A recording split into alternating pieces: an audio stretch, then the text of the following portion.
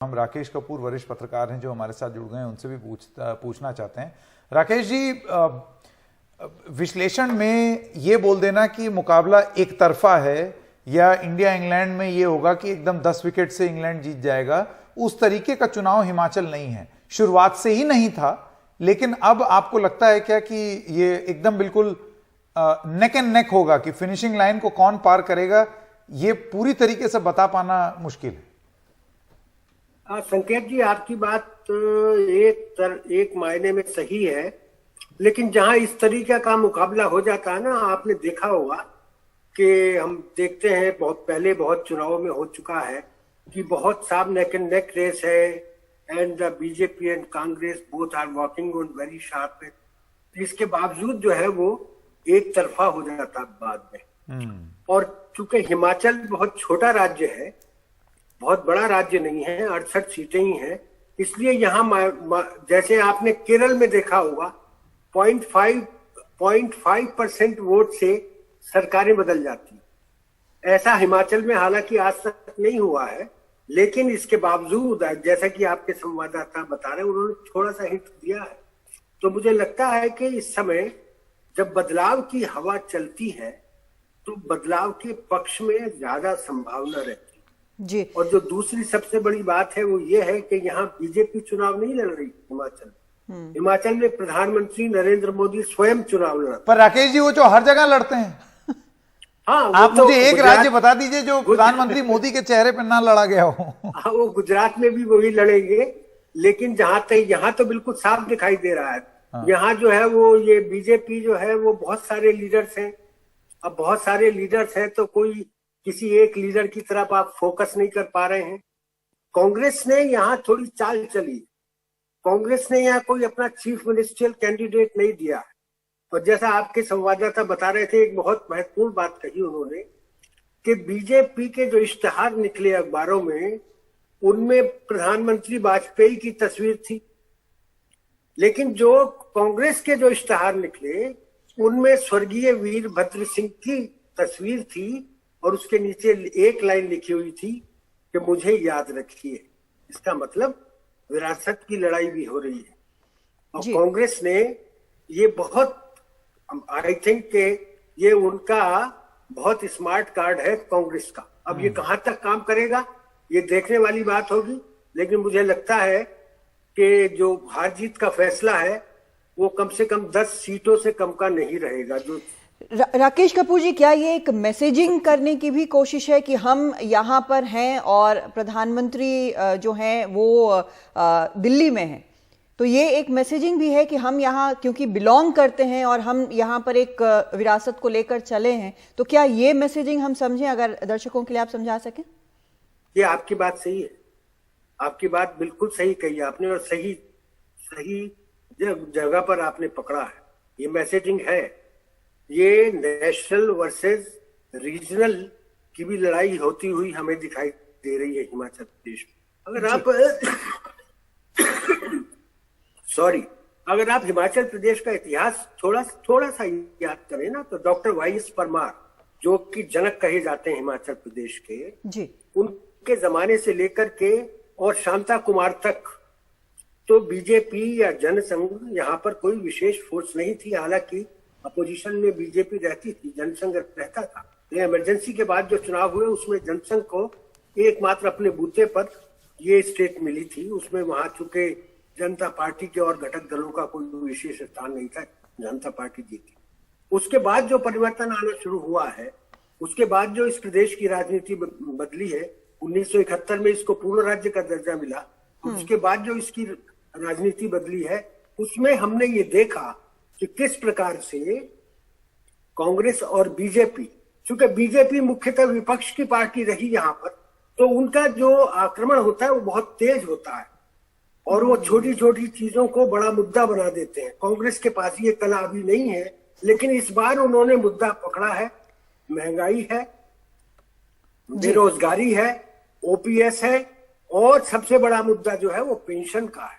तो ये चीजें ग्राउंड पर काम कर रही हैं। जैसा कि पिछले वर्ष इसी वर्ष के शुरू में जो उपचुनाव हुए उनमें कांग्रेस जीत गई और 5 राज्यों में से 4 में बीजेपी जीत गई, लेकिन हिमाचल में तो बीजेपी हार गई। तो हमें ये सारी चीजें देख करके चलना पड़ेगा। अब जादू नरेंद्र मोदी का कहां तक काम करता है ये देखना पड़ेगा। एक और जादू जो है संकेत, वो नजर आया था, और वीडी शर्मा भी जुड़ गए हमारे साथ, वरिष्ठ पत्रकार हैं। ये वाला जो फैक्टर है, ये बागियों वाला फैक्टर है, क्योंकि छोटा राज्य है और बहुत छोटे परसेंटेज से भी बदल सकते हैं चुनाव के नतीजे। तो वीडी शर्मा जी, आपसे जानना चाहूंगी, दोनों ही पार्टियों में बागियों वाली प्रॉब्लम बहुत जबरदस्त है, क्या इसका इम्पैक्ट होगा? देखिए कादम्बनी, मैं आपको बता दूं कि अगर आप बीजेपी की बात करें तो बीजेपी में जो बागियों की संख्या है वो करीब करीब 2 दर्जन के आसपास है। 21 से 22 बागी भारतीय जनता पार्टी में। अगर मैं दूसरी तरफ कांग्रेस की बात करूं तो कांग्रेस में स्थिति है कि कांग्रेस में भी आधा दर्जन के आसपास बागी है। तो ये बागियों वाली प्रॉब्लम बहुत ज्यादा भारतीय जनता पार्टी में दिखती नजर आ रही है। लेकिन अगर कांग्रेस की बात करूं तो कांग्रेस मैनेज करने में भी सफल हुई है। हालांकि वहां भी संख्या काफी थी, लेकिन उन्होंने मैनेज किया और स्टेट लीडरशिप ने जो लोग बागी थे उनको समझाने की कोशिश की और वो समझ भी गए। लेकिन ये स्थिति भारतीय जनता पार्टी में नहीं हुई। अगर आपने एक वीडियो देखा होगा, प्रधानमंत्री खुद बात कर रहे, एक जो पूर्व में राज्यसभा सांसद रहे कृपाल परमार, उनको मनाते दिखे। जी, कृपाल परमार वो नहीं माने और अंतिम वो यानी 29 को नॉमिनेशन वापसी का दिन था, लेकिन उनको 30 तारीख को जब प्रधानमंत्री का फोन आया तो उन्होंने जो है उसके बाद यही निर्णय लिया कि वो चुनाव में जाएगी। क्योंकि अगर वो वापस बैठ भी जाते तो वो कह रहे थे कि मुझ पर कोई कलंक लगता अगर 10-12 वोट मेरे खाते में जाते। तो ये भी उनको लगा कि वो चाल है इस वक्त वो चुनाव मैदान में। तो कुल मिलाकर स्थिति है बागियों को लेकर बीजेपी कहीं ना कहीं जूझ रही है बागियों के साथ। बिल्कुल।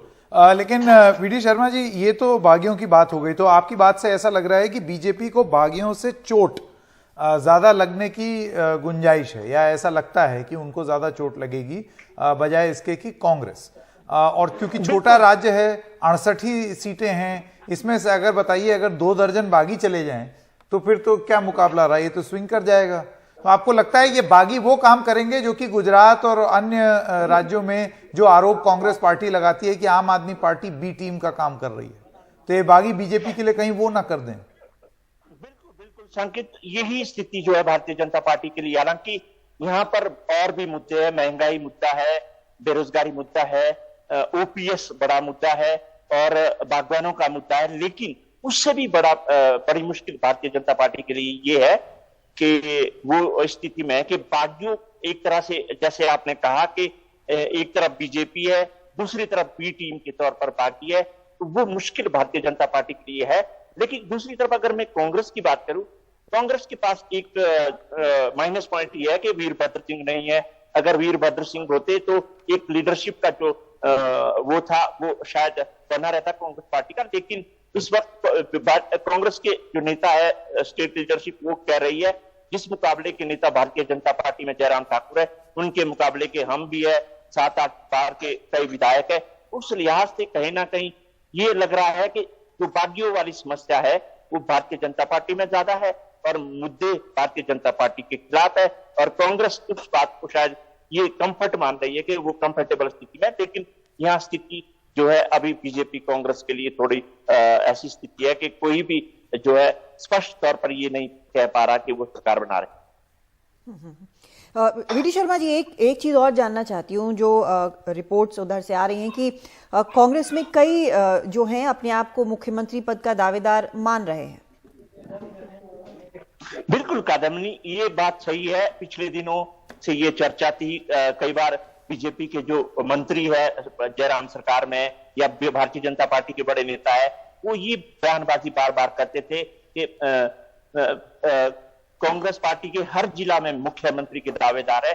लेकिन पिछले कुछ दिनों से देखने को मिला है कांग्रेस पार्टी के अंदर कि एकजुट होकर के सब लोग जो है पार्टी को जिताने में लगे हुए हैं। एक कलेक्टिव जो है लीडरशिप में वो चले हुए हैं। उसके बाद 1-1.5 महीने से कोई बयानबाजी इस तरह की नहीं हुई है। ये अच्छा संकेत है कांग्रेस पार्टी के लिए। लेकिन बीजेपी को वो मुद्दों पे जरूर घेर रही है। बिल्कुल। राकेश कपूर जी, अब मैं आपके पास आना चाहता हूं। देखिए, वीडी शर्मा जी का ये मानना है कि बागियों की दिक्कत बीजेपी को ज्यादा सताएगी, लेकिन देखिए हमने इतिहास में ये भी देखा है कि बीजेपी को अपनी कमजोरियों के बारे में ऐसा नहीं है कि जानकारी नहीं होती, और जानकारी होते हुए उसके बाद वो वक्त रहते कई राज्यों में हमने देखा है उन्होंने कार्रवाई भी की है। जैसे कि उत्तर प्रदेश में हमने देखा एक गुस्सा था, एक नाराजगी थी, अगर अलग अलग जातियों में, अलग अलग तबकों में कई मुद्दों को लेकर के नाराजगी थी, लेकिन उस नाराजगी को मैनेज किया गया। तो आपको लगता है कि वो नाराजगी यहां हिमाचल में मैनेज हो सकती है? गुजरात की कहानी अलग है, लेकिन मैं हिमाचल के संदर्भ में बात कर रहा हूं। या आपको लगता है कि वो हिमाचल अपना साइकिल फॉलो करेगा ही करेगा? संकेत बाबू, बिल्कुल आपने सही बात कही। अब बीजेपी इस मामले में दूसरी पार्टी है। आपने अभी ताजा घटनाओं की बात की, मैं आपको पुरानी घटनाएं भी कुछ बता देता हूँ। वीरेंद्र कुमार सकलेचा मध्य प्रदेश के स्टॉलवार्ट हुआ करते बीजेपी के संघ के, उन्होंने बगावत की, कुछ नहीं हुआ। बीजेपी जो है, बीजेपी का वोटर जो है ना, बड़ा कमिटेड वोटर है।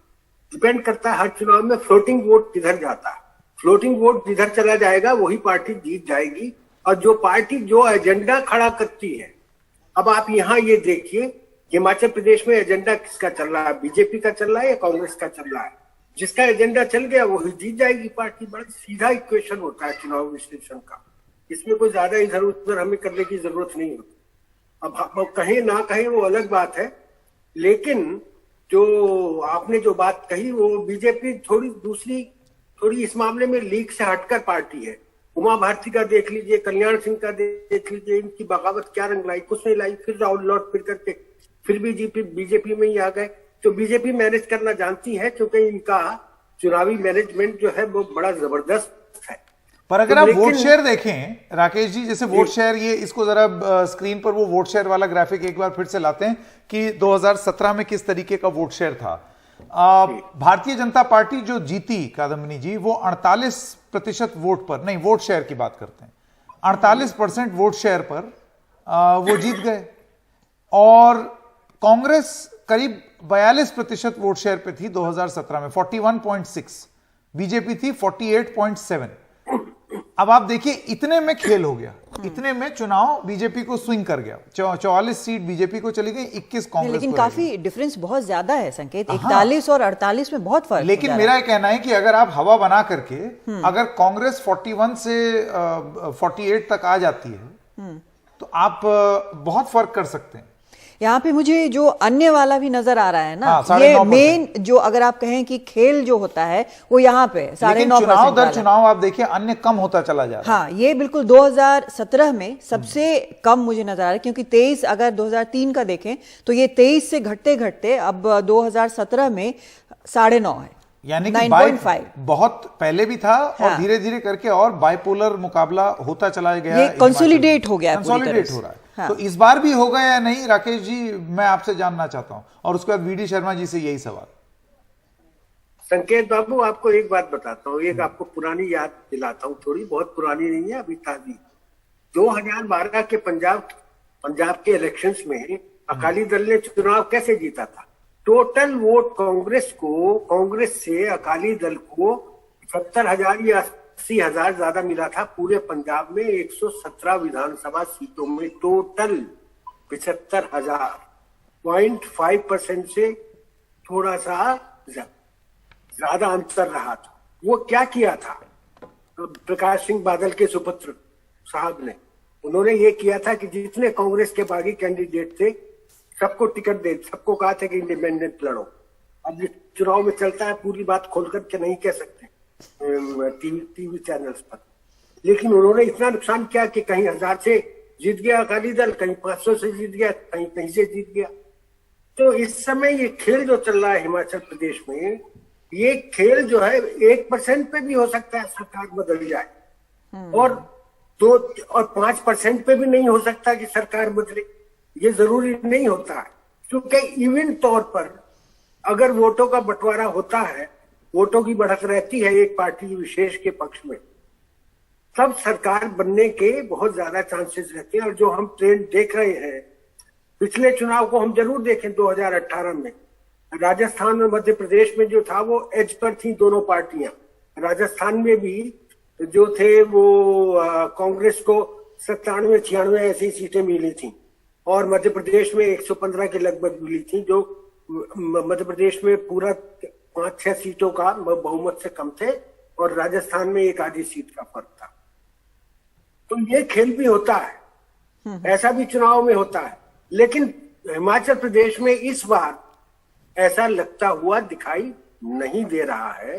किसी भी एक पार्टी को बहुमत मिले, वो पूर्ण बहुमत उसको मिलेगा, क्योंकि ये ट्रेंड भी पिछले दिनों बहुत चला कि लोग जो है जो जिस पार्टी को देते हैं दिल ठोक करके देते हैं। जैसा हमने उत्तर प्रदेश में देखा, बीजेपी को लोगों ने दिल ठोक करके। लेकिन एक और चीज जिसके बारे में चर्चा होती है कादम्बिनी जी, वो ये कि अगर ये नेक एंड नेक हो गया, हाँ। अगर ऐसी स्थिति हुई कि 3-4 विधायकों में अगर चीजें डोल जाएं इधर से उधर, तो उसके बाद फिर ऑपरेशन कमल, इसका तो आरोप तुरंत लगाने को तैयार हैं लोग। अब वो होगा या नहीं ये पता नहीं, उस स्टेज पर हम पहुंचेंगे या नहीं, उसके लिए तो एक थोड़ा सा लंबा सा इंतजार है 8 दिसंबर तक का। बिल्कुल, अभी जो हालात नजर आ रहे हैं, एक बार जल्दी से कमेंट ले लेते हैं वीडी शर्मा जी से। जो सवाल आपने पूछा था उसी का एक जवाब, वीडी शर्मा जी। देखिए कादम्बिनी जी, मैं एक चीज राकेश जी को सुन रहा था, वो कह रहे थे कि वोट परसेंटेज, और आप भी कह रहे थे 41 और 48। पिछली बार जो कांग्रेस को बीजेपी को वोट परसेंटेज था वो 48 था और कांग्रेस पार्टी को 41 था। उसकी वजह मैं बताता हूं आपको। वो वजह ये थी कि हिमाचल प्रदेश में जो मार्जिन है हारने और जीतने का, जो मार्जिन है वो कई सीटों पे 150 से 1000 तक है।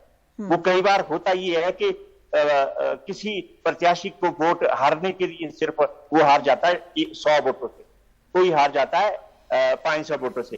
तो ये असली वजह इसकी ये है कि उनका परसेंटेज तो ज्यादा होता है लेकिन सीटें कम आ जाती है। तो ये इसकी असली वजह है। जो पिछली बार कांग्रेस पार्टी को 41% वोट शेयर था और इस बार पिछली बार ही बीजेपी को 48 था। ये असली वजह इसकी है जी। और ये जो बहुमत का है, ये यही वजह रहती है कि जब कोई कैंडिडेट 100 वोटों से हारेगा तो फिर वोट परसेंटेज तो उसका, यानी कि कुल मिलाकर वोट शेयर भी यहाँ पर निश्चित तौर पर नहीं बता सकता है क्या होगा। बहुत शुक्रिया आप दोनों का हमारे साथ जुड़ने के लिए।